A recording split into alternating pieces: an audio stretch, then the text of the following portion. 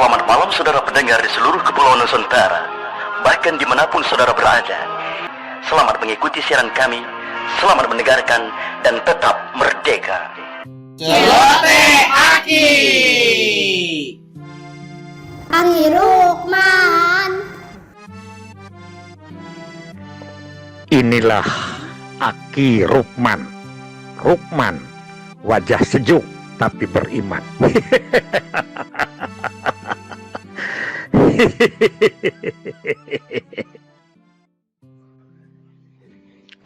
Assalamualaikum warahmatullahi wabarakatuh. Bismillah, alhamdulillah, wala haula wala quwata illa billah. Selamat dan salam sejahtera buat kita semua.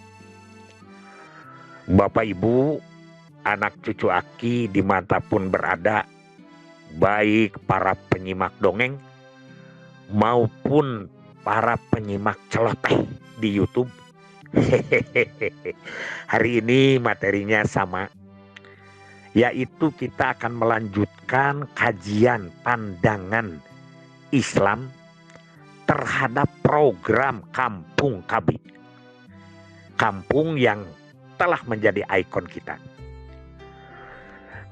Kampung KB yang mempunyai tujuan hakiki dua macam. Kemarin telah Aki katakan. Yang pertama adalah tanggung jawab masyarakat atau warga terhadap kampungnya. Kemarin telah diuraikan tentang bagaimana pandangan Islam tentang kewajiban menjaga kampung. Dan yang kedua adalah tentang, tentang apa? Yaitu tentang kebersamaan, tentang gotong royong membangun kampung. Itu hakikat dari Kampung KB. Nah, ini akan kita bahas sekarang adalah bagaimana sauyunan bersama tetangga. Ini tentu adalah pokok-pokok yang akan kita laksanakan dalam program 8 seksi di Kampung KB, yaitu 8 fungsi keluarga. Tetangga adalah orang yang terdekat tempat tinggal rumah kita. Mereka sering menjadi orang yang pertama kali kita minta tolong. Sauyunan dan kebersamaan dengan tetangga adalah suatu hal yang mutlak harus dilaksanakan. Sering terjadi siapapun kita. Di saat kita butuh bantuan, maka tetanggalah orang yang pertama kali membantu kita. Bahkan mungkin saudara-saudara kita yang kaya raya dan punya jabatan pun belum tentu bisa secepat itu menolong kita. Oleh karena itu pantaslah Islam mengajarkan supaya kita harus selalu menjaga hubungan baik dengan tetangga. Kalau Pak Aang dulu mengatakan adalah tetangga itu batur sakasur, batur sadapur, batur sasumur, dan batur salembur. Teman sekasur, teman sedapur, teman sesumur, dan teman sekampung. Ma ja'ala Jibrilu yusmini bil zari hatta donatu anahu sayurit sahu. Tidak henti-hentinya Jibril berpesan kepadaku tentang tetangga, sehingga aku menyangka bahwa tetangga harus menerima warisan. Dugaan Rasul karena sering diamanati oleh Jibril supaya titip dengan tetangga ini, disangkanya memang tetangga harus punya warisan gitu.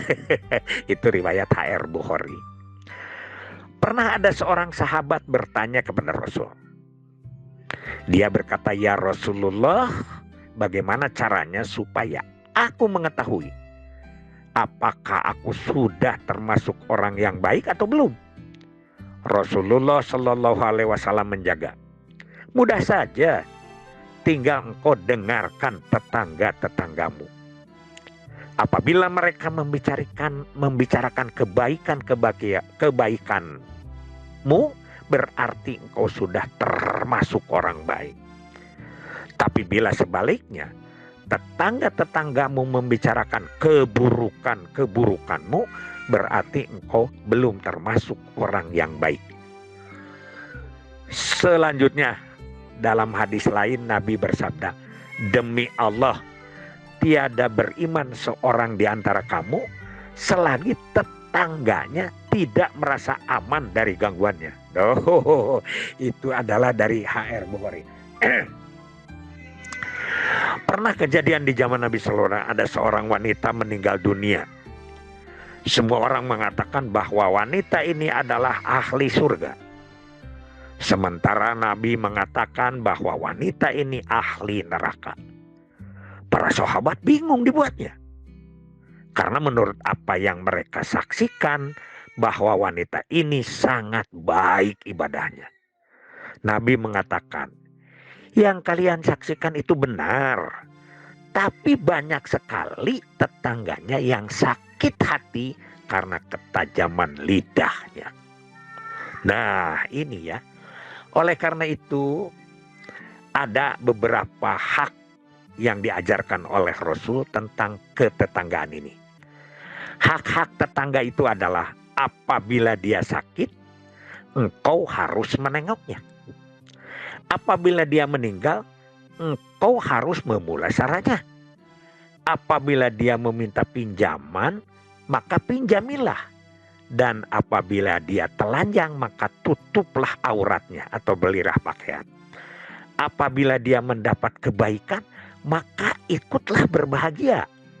Apabila dia kena musibah, hiburlah atau bantulah.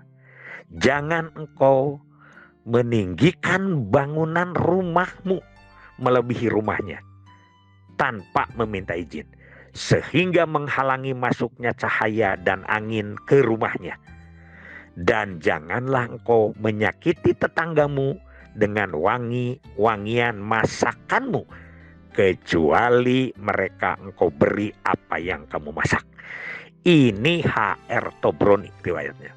Nah, ini jelas ada di beberapa seksi Kampung KB yang kita bina. Misalnya yang pertama adalah kalau sakit engkau harus menengoknya dan harus mengurusnya. Ini adalah seksi perlindungan. Apabila tidak punya pakaian, ini kewajiban dari seksi cinta kasih dan lain sebagainya.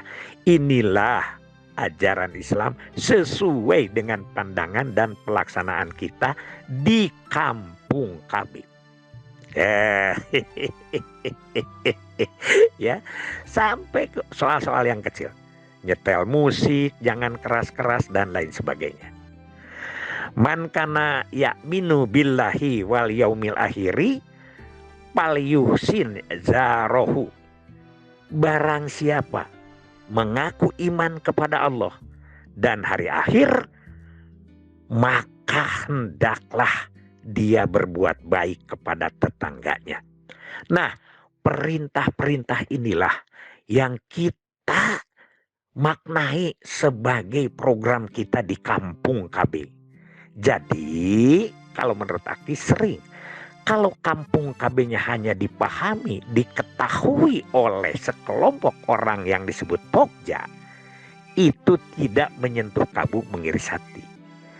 Nah, jadi kalau Aki di dalam perencanaan Kampung KB, di dalam penyusunan visi misi, sering mengatakan, BIC perlu apa dengan Kampung KB itu?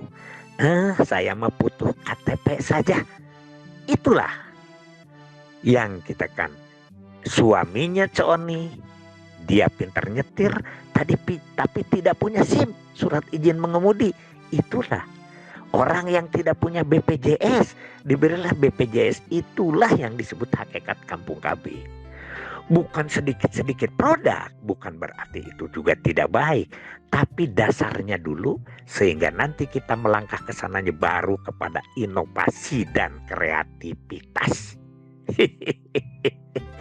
Kampung, tempat pemukiman kita. Kampung, tempat hidup bebarengan. Kampung, mari rawat sama-sama. Kampung, enak nyaman, indah nian. Yuk bangun Kampung KB, mengentaskan kemiskinan. Yuk bangun Kampung KB, akseptor kesinambungan.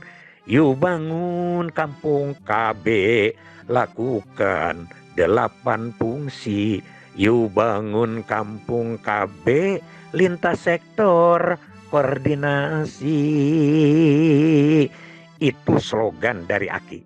Sekian saja, mari kita renungkan kembali dengan 2 episode ini, 2 voice note ini, bagaimana pandangan Islam terhadap program Kampung KB. Menurut Aki ini sangat serasi, selaras, dan seimbang.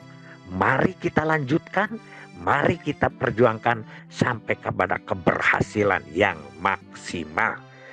Billahi fisabilillah. Wassalamualaikum warahmatullahi wabarakatuh.